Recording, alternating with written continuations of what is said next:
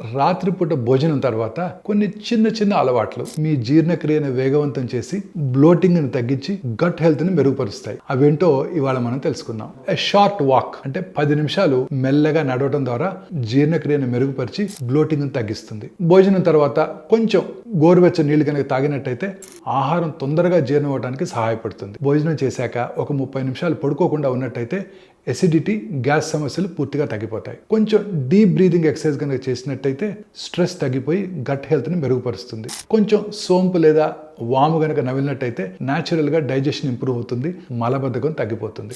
Light stretching కనుక చేసినట్టయితే అది జీర్ణక్రియ మెరుగుపడటానికి సహాయపడుతుంది. డిన్నర్ అయిపోయిన తర్వాత కొంచెం హెర్బల్ టీ, ముఖ్యంగా అల్లం, పుదీనా లేక దాల్చిన చెక్కతో కలిపి తీసుకున్నట్టయితే గ్యాస్ట్రిక్ సమస్యలు పూర్తిగా తగ్గిపోతాయి. పడుకోకుండా కొంచెం నిఠారుగా కనుక కూర్చున్నట్టయితే అసిడిటీ రాకుండా ఆహారం సులభంగా జీర్ణమయ్యేలా చేస్తుంది. డిన్నర్ అయిపోయిన తర్వాత మళ్ళీ స్నాక్స్ గట్రా ఏమి తీసుకోకుండా ఉన్నట్టయితే మీ జీర్ణ వ్యవస్థకు విశ్రాంతి, అలాగే జీర్ణ వ్యవస్థ రీసెట్ అవడానికి టైం ఇస్తుంది. ఈ అలవాట్లు కనుక పాటించినట్టయితే మీ శరీరం చాలా తేలిగ్గా ఫీల్ అవుతారు.